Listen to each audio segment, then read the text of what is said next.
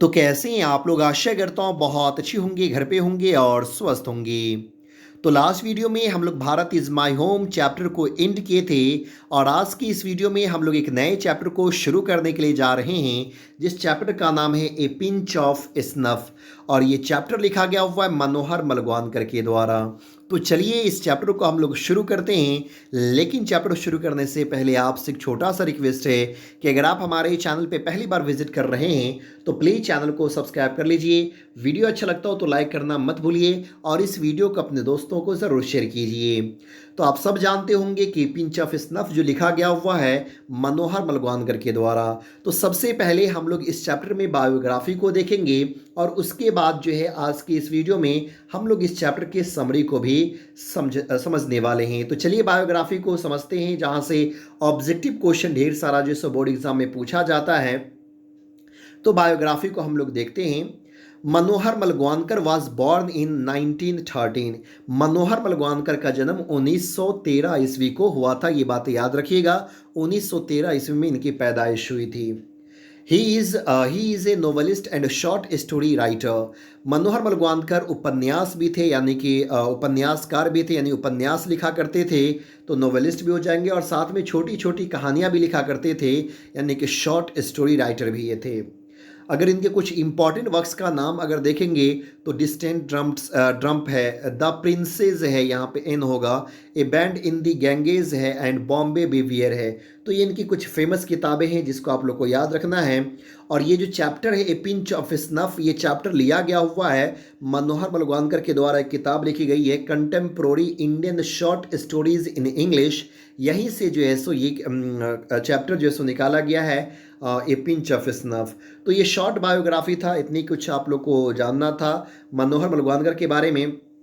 अब चलिए हम लोग जो है सो इस चैप्टर के समरी को समझते हैं। बहुत ही इम्पॉर्टेंट चैप्टर है और बहुत ही इंटरेस्टिंग कहानी है। A pinch of snuff is written by Manohar Malgaonkar. A pinch of snuff जो है मनोहर मलगवानकर के द्वारा लिखा गया है। He was born on 12 July 1913 और इनका जन्म जो है 12 जुलाई 1913 ईस्वी को हुआ है। He is a well known as novelist and short story writer और ये एक नोवेलिस्ट और शॉर्ट स्टोरी राइटर के नाम से जाने जाते हैं। चलिए कहानी को शुरू करते हैं। तो ये जो कहानी है पिंच ऑफ स्नफ, ये एक फैमिली ड्रामा है कि नहीं, this is a family drama.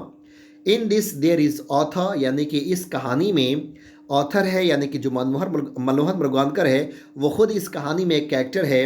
And his mother, और उसकी माँ है।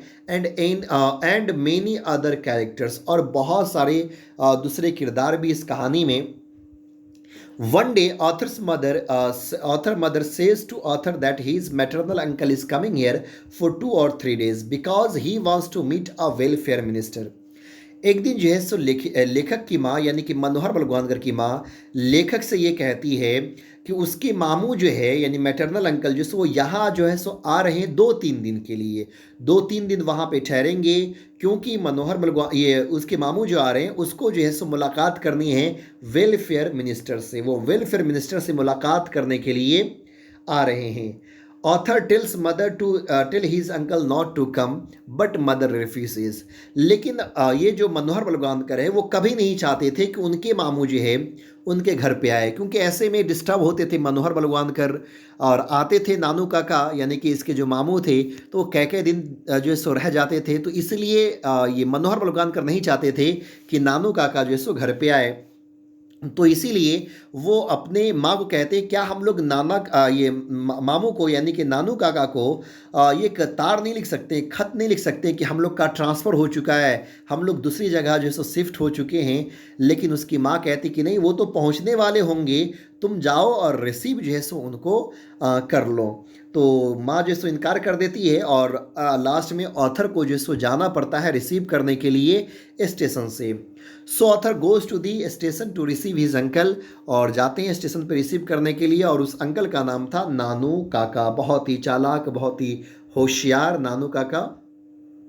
चलिए आगे जो हम लोग बढ़ते हैं। आफ्टर कमिंग नानू काका says to author to take him to the welfare minister. जब घर पे पहुंचते हैं, घर पे आने के बाद जो है नानू काका जो है सो मनोहर मलगवानकर से कहते हैं कि उसको जो है लेकर के जाया जाए वेलफेयर मिनिस्टर के पास। Author takes him to the welfare minister but Nanu Kaka could not meet minister. और ऑथर के साथ नानू काका जो है वेलफेयर मिनिस्टर के घर पे पहुंचते हैं, ऑफिस पे जाते हैं, लेकिन वहाँ पे नानू काका की मुलाकात जो है सो मिनिस्टर से नहीं हो पाती है। On the way to his home, author meets a person who is Ratiram, he is Ratiram, son of Sohan Lal, who is the head of party in Delhi. लेकिन जब मुलाकात नहीं हो पाती है, वो ये ऑफिस से जो सो घर के लिए आ रहे थे, तो रास्ते में जो है सो ऑथर की मुलाकात जो है सो एक बंदे से होती है, जिस बंदे का नाम था रतिराम। और रतिराम जो है सोहन लाल का जो है सो बेटा था, और सोहन लाल पार्टी का हेड था दिल्ली में। जब इससे मुलाकात होती है, नानू काका को ये पता चलता है कि वो रतिराम है और वो सोहन लाल का बेटा है। तो अब ये नानू काका जो सो ऑथर को कहते हैं कि उसको वो कहो कि सोहन लाल से जो सो मुलाकात करवाए। नानू काका forces to author to fix appointment with Sohan Lal so that he may meet with welfare minister. तो वही बातें ऑथर जो है सो फिक्स करवाते हैं, अपॉइंटमेंट ले लेते हैं और मुलाकात जो है सो वेलफेयर मिनिस्टर, ताकि सोहन लाल से अगर मुलाकात हो जाएगी तो उसके ज़रिए से जो है वेलफेयर मिनिस्टर से जो सो मुलाकात हो जाएगी, बातें हो जाएगी। तो पहली कोशिश ये थी ये नानू काका की कि पहले सोहन लाल से जो सो मुलाकात हो जाए, और मुलाकात हो भी जाती है, अपॉइंटमेंट मिल जाती है। अब जब मुलाकात होती है, after the meeting with Sohan Lal, Nanu Kaka knows that Sohan Lal has not good relation with the welfare minister. जब नानू काका की मुलाकात सोहन लाल से होती है, तो डिस्कशन के दौरान नानू काका ये जान जाते हैं कि सोहन लाल का संबंध जो है वो मिनिस्टर के साथ अच्छा नहीं है, क्योंकि because he refuse to marry his daughter with Sohan Lal sons. क्योंकि जो वेलफेयर मिनिस्टर है वो अपनी बेटी का शादी सोहन लाल के बेटे से करने से इनकार कर देते हैं, इसलिए दोनों का संबंध अच्छा नहीं है। In this discussion, he knew that the marriage of minister's daughter has been set with a son of Ninore महाराज। इसी डिस्कशन में नानू काका ये जान जाते हैं कि जो मिनिस्टर की बेटी है, उस मिनिस्टर की बेटी का शादी जो है निनोरे महाराज के बेटे से फिक्स हो जाता है। Now नानू काका announces that they will visit the minister's house। अब नानू काका ये डिसाइड करते हैं कि अब जो है सो वो डायरेक्टली मिनिस्टर के घर पे जाएंगे और मिनिस्टर से मुलाकात करेंगे, उसको ऑफिस पे जाने की कोई ज़रूरत नहीं है। He tells the narrator that they need a large car to impress the minister। अब यहाँ पे जो ऑथर ये नानू काका है, वो नानू काका ऑथर से कहते हैं कि एक जो है सो हम लोग को बड़ा कार चाहिए ताकि जो है सो मिनिस्टर को इम्प्रेस कर सके। For this he calls for a Dhobi and uses to trap the manager of सिक्का और to dealer, then he takes a car to minister। अब इसके लिए वो एक धोबी का इस्तेमाल करते हैं। अब धोबी का क्या इस्तेमाल करते हैं, धोबी को बुलाया जाता है और नानू काका जो है उसको बुलाने के बाद कुछ कहते हैं और हाथ में जो है उसको कुछ कपड़ा दे देते हैं, और उस कपड़ा में एक कोट भी होता है।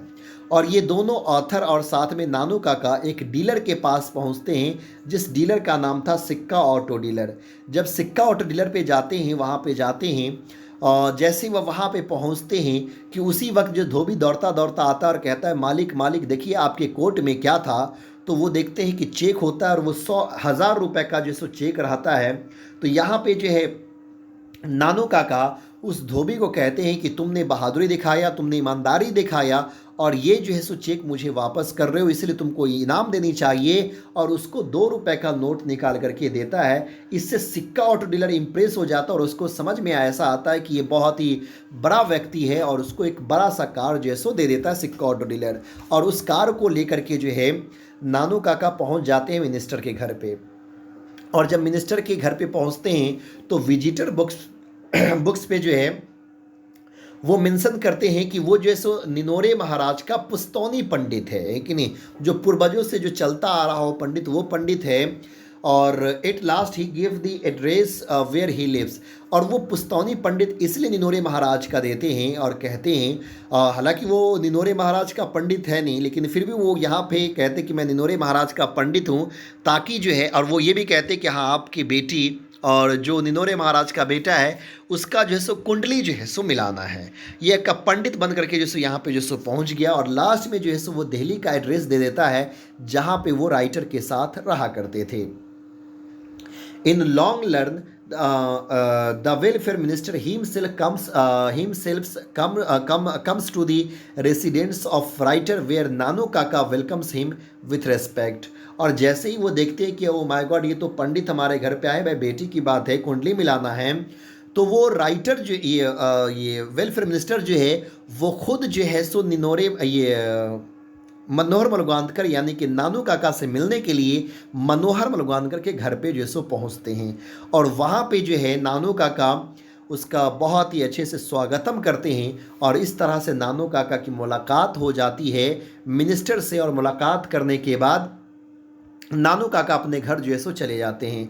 अब किस बात से, किस लिए वो मुलाकात करना चाहते थे नानू काका वेलफेयर मिनिस्टर से, ये बात तो नहीं बताई गई है, लेकिन यहाँ पे ऑथर ज़रूर कहते हैं अंत में कि मैं ईश्वर से यही प्रार्थना करूँगा कि ये मिनिस्टर को ये पता ना चले कि नानू काका जो है वो निनोरे महाराज का पुस्तौनी पंडित नहीं है। अगर पता भी चल जाता है कि वो निनोरे महाराज का पंडित नहीं है तो उस वक्त मैं उसके साथ नहीं हूँ, क्योंकि नानू काका तो किसी न किसी तरह से बच ही जाएंगे लेकिन मेरी नौकरी जो है सो चली जाएगी। तो ये था समरी। अगले वीडियो में हम लोग इसके ऑब्जेक्टिव क्वेश्चन आंसर को देखेंगे। उम्मीद करता हूँ ये वीडियो आपको अच्छा लगा होगा। अगर अच्छा लगा तो प्लीज़ वीडियो को लाइक कीजिए, शेयर कीजिए और चैनल को सब्सक्राइब कीजिए। फिर मिलते हैं अगले वीडियो में, तब तक के लिए बाय।